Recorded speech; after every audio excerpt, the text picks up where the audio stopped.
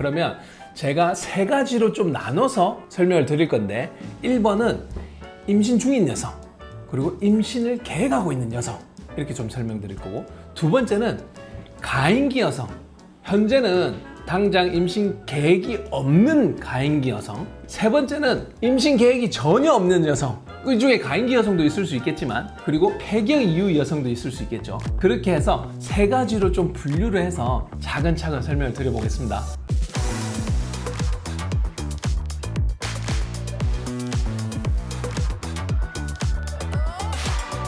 이제 첫 번째입니다. 임신을 계획하고 있거나 임신 중인 여성. 근데 간단히 생각해 보시면 그 어떤 약물도 쓸 수가 없다고 받아들이실 것 같아요. 왜냐? 약물이라는 게 100% 태아의 위험이 없거나 문제가 안 된다고 밝혀진 약물은 거의 없다고 보시면 돼요. 우리가 일반적으로 아는 타이레놀조차도 100% 증명된 약이 아닙니다. 단지 우리가 임산부가 열이 날 때 열을 조절하지 않음으로써 태아에 더 위험하거나 임산부에 더 위험할 수 있기 때문에 약을 먹을 수 있는 거예요. 하지만 탈모라는 게 생명의 위험을 가거나 태아의 위험을 가거나 그런 건 아니잖아요. 그렇기 때문에 탈모에서 쓸 수 있는 약은 없다라고 보시면 되고, 그러면 할 수 있는 게 뭐냐? 라고 물어보실 건데 PRP라는 치료 정도 할 수 있습니다. PRP는 혈소판 풍부 혈장술이라고 하는 플레이틀릿 리치 플라즈마를 줄여서 하는 말이 PRP고, PRP의 경우는 자기 피를 뽑아서 성장인자를 만들어 주사하는 방식이기 때문에 안전한 거죠. 그렇기 때문에 임신 계획 중인 여성, 임신 중인 여성에게는 PRP 정도의 치료만 할 수 있다, 그렇게 생각하시면 될 것 같아요. 우리가 흔히 말하는 그런 바르는 미녹시딜, 이 약조차도 체내로 조금이라도 흡수가 되기 때문에 바르는 미녹시딜조차도 100% 안전하다고 그 누구도 얘기를 할 수가 없습니다. 그런 상황에서 생명에 위협을 주는 치료가 아니잖아요, 지금 우리가 탈모 치료는. 그렇기 때문에 하지 않는 게 맞는 거죠. 두 번째는 당장 임신 계획이 없는 가임기 여성이 되겠습니다. 대부분 제일 많이 스트레스 받는 그룹이 이 그룹에 속한 것 같아요. 제가 이제 치료법을 하나 이렇게 설명을 드릴 건데, 단계적인 접근을 할 수 있게끔 설명을 좀 드릴 거고, 첫 번째 약물부터 네 번째 약물까지 설명을 드릴 건데, 점차적으로 첫 번째 약물에서 반응이 좀 약하면 두 번째 거를 애드온, 추가로 치료하시면 되고, 두 번째도 좀 약하면 세 번째 거까지 좀 같이 들어간다, 그리고 네 번째 끝까지 들어간다, 이런 단계적으로 제가 좀 설명을 드리겠습니다. 그럼 제일 첫 번째, 누구나 다 알고 있는 바르는 미녹시딜이 되겠어요. 대표적인 약은 로게인 폼, 이런 약이 될 거고, 그냥 약국 가면 살 수 있는 약이에요. 처방전 필요 없이 바르는 미녹시딜 주세요 하면 다 살 수 있고, 3%, 5%짜리가 있는데 그냥 5%짜리 쓰시면 돼요. 왜냐, 하루 한 번 바르는 게 덜 귀찮잖아요. 3%는 농도가 약하기 때문에 하루 2번 바르고 하면 얼마나 귀찮아요. 그래서 하루 한 번을 두피에 적용을 하면 됩니다. 머리 감고 나서 바짝 말린 상태에서 바르는 미녹시딜 발라주시면 돼요. 두피에 바르시는 거예요. 꼭 염두를 해두셔야 되는 거는 매일 하루 한 번 꼭 발라야 되고, 그리고 6개월 이상은 꾸준히 바르셔야 돼요. 6개월을 꾸준히 바르고 나서 어느 정도 좋아졌다 아니면 비슷하다, 어떤 효과를 체감하실 수가 있는 거예요. 꾸준히 바르지 않고 그 효과를 판단하시면 절대 안 됩니다. 6개월 꾸준히 발라봤는데 효과가 좀 불충분하다 싶으면 우리가 추가할 수 있는 거는 경구용 미녹시딜이 되겠습니다. 경구용 미녹시딜 예전에는 한 알이 5mg이었어요. 요즘은 제약회사에서 2.5mg이 나와 있어요. 추천드리는 용량은 2.5mg 반알인 1.25mg으로 복용하는 것을 한번 추천드리고, 만약에 효과가 좀 부족하면 천천히 약에 적응을 하면서 2.5mg까지는 복용해 보실 수가 있습니다. 그러면 효과가 언제 나타나냐? 미녹시딜은 먹게 되면 휴지기를 성장기로 전환시키는 약이기 때문에 쉐딩이라고 해서 한두 달 머리가 빠질 수도 있어요. 그 빠지는 시기를 지나야지 성장을 시키기 때문에 바르는 미녹시딜 마찬가지로 6개월 후에 평가를 내린다고 생각하시고, 6개월까지는 꼭 기다려 봐야 된다. 그 이후에 만약 효과가 좀 불충분하다 싶으면 2.5mg까지는 올려볼 수도 있다. 근데 이런 고민이 드실 것 같아요. 그럼 바르는 미녹시딜을 먼저 할지, 경구용 미녹시딜을 먼저 할지. 바르는 미녹시딜만으로도 충분히 효과를 보시는 분들도 있고, 경구용 미녹시딜만으로도 충분히 효과를 보시는 분들이 있어요. 하지만 또 둘을 같이 써야지 또 효과를 보시는 분들도 있는 거죠. 저는 우리 자라다에 찾아오는 클라이언트 분들에게는 대부분 그냥 같이 시작하라고 얘기를 드립니다. 그러나 개인의 선택의 문제예요. 이거는 저는 같이 시작하는 추천을 드리지만 둘 중에 하나 선택하실 수가 있어요. 제가 미녹시딜에 대해서 아주 자세히 다 다뤄놨거든요. 그것만 보시면 미녹시딜 이렇게 해야 되겠다 이런 결론을 내릴 수가 있기 때문에 꼭 그 영상 참고를 좀 해주세요. 피디님 위에 딱 링크 좀 해주세요.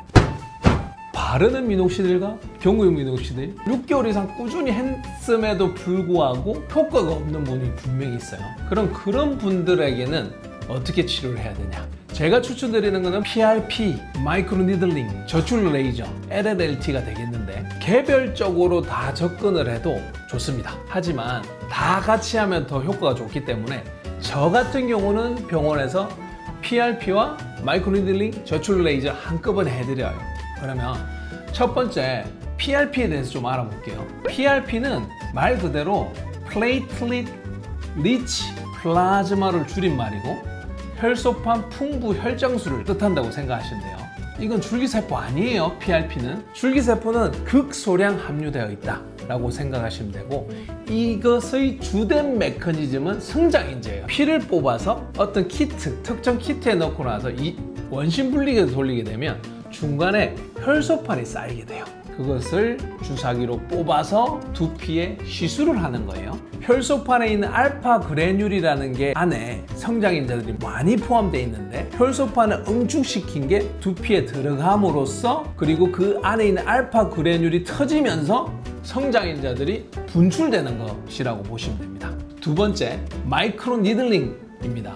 마이크로 니들링은 말 그대로 미세침이라는 거죠. 마이크로 니들링 이 자체로만 해도 탈모 치료에 도움을 받을 수 있다고 이미 말을 하고 있어요. 더마롤러라고 하는 기구를 사용할 수도 있고, 오토 MTS라고 하는 더마펜, 펜같이 생겼는데 징 하면서 나오는 게 있어요. 그러면 그 깊이는 어느 정도 깊어야 되냐? 0.5mm에서 1.5mm 정도만 되면 된다고 알려져 있고, 만약에 집에서 하실 것 같으면 0.5mm면 충분합니다. 0.5mm 넘어가잖아요?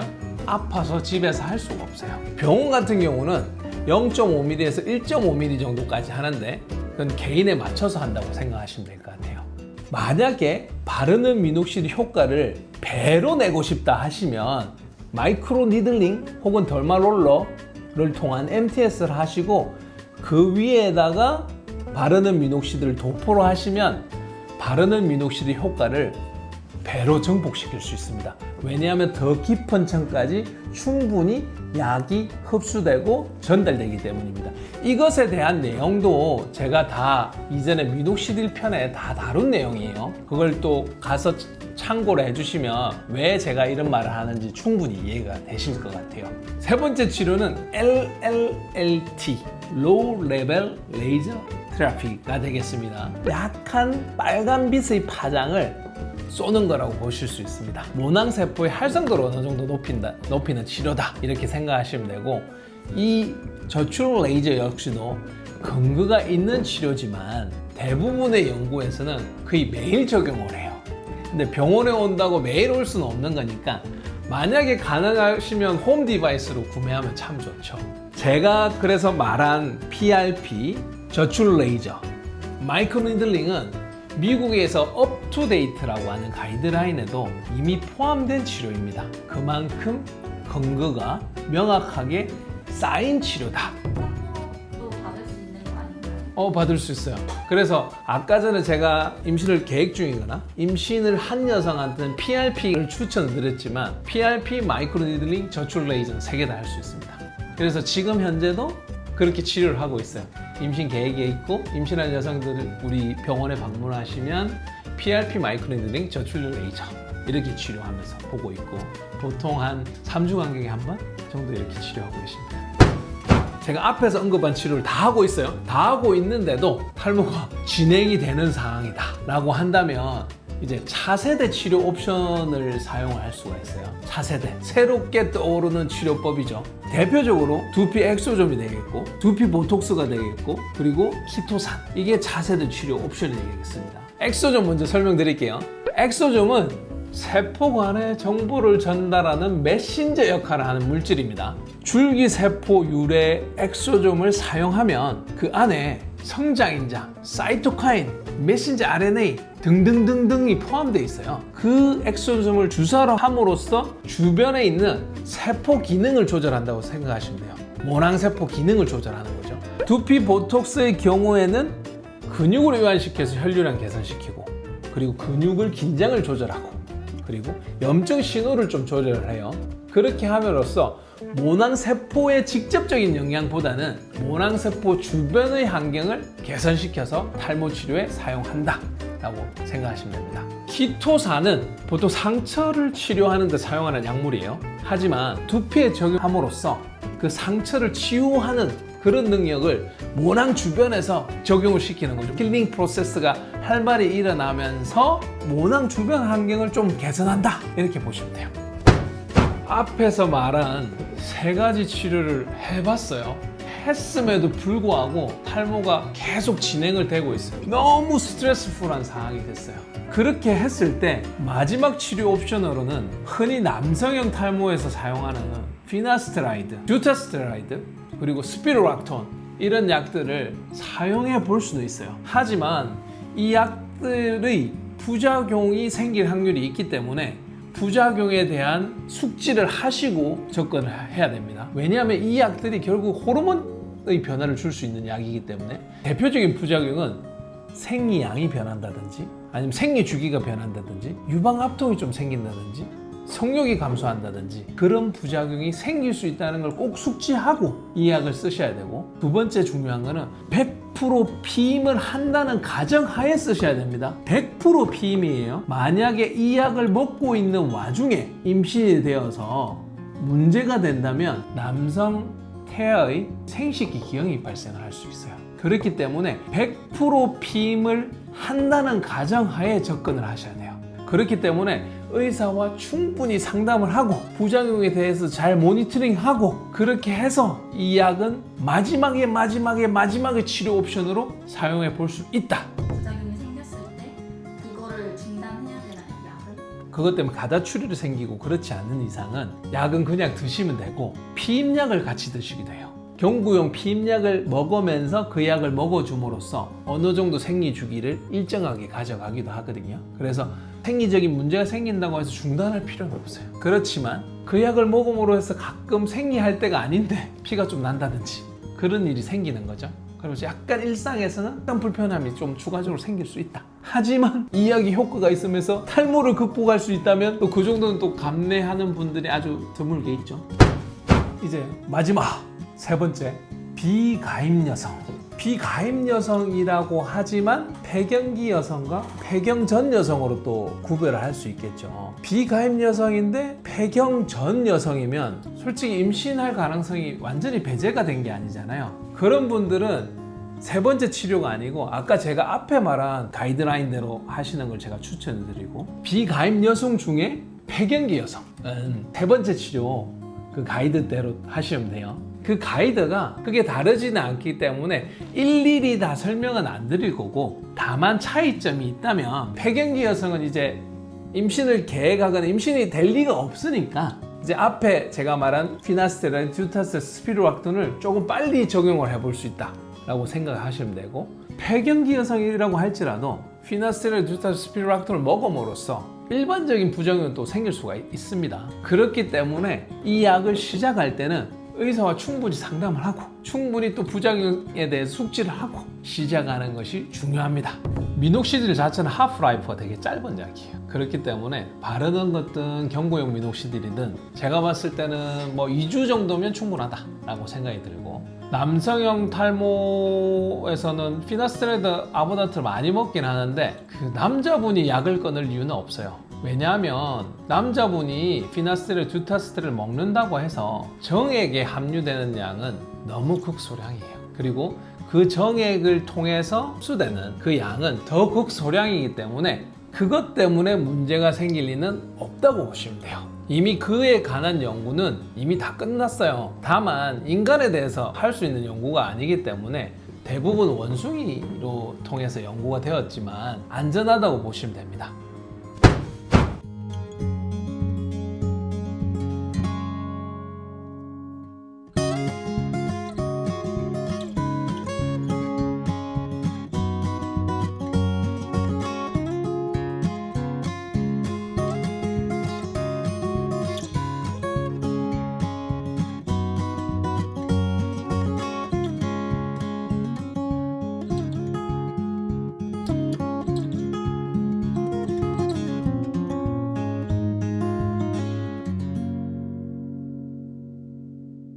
여성형 탈모 치료에 대해서 제가 3가지를 쭉 나눠서 언급을 했어요. 그런데 앞에도 언급을 했지만 여성형 탈모의 문제는 뭐다?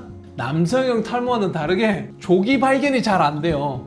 그렇기 때문에 누군가가 옆에서 정수리가 좀 비어 보인다라든지 자기가 머리카락 만져봐서 조금 가늘어진다든지 두피가 조금이라도 비쳐 보인다든지 하면 즉각적으로 병원에 방문을 해서 탈모 치료를 ASAP 하게 치료하는 게 아주 중요합니다.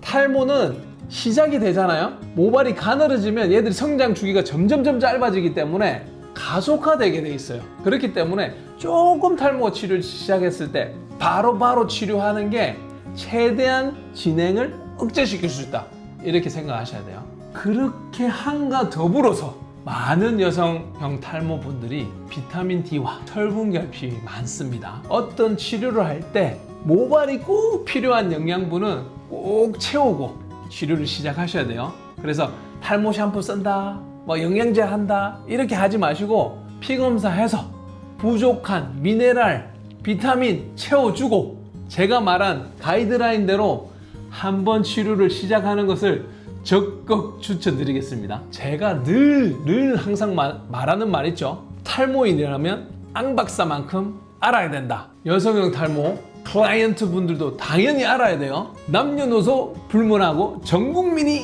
앙박사만큼 아는 그날까지.